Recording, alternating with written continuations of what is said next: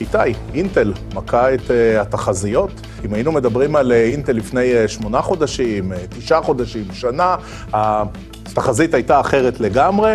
פה כחלק ממלחמת שבבים עולמית ורצון עז של הממשל הפדרלי לחזק את ענקית הטכנולוגיה, היא מרוויחה. בוא נגיד שאם דונלד טראמפ לא היה משקיע שם, כנראה כל זה לא היה קורה.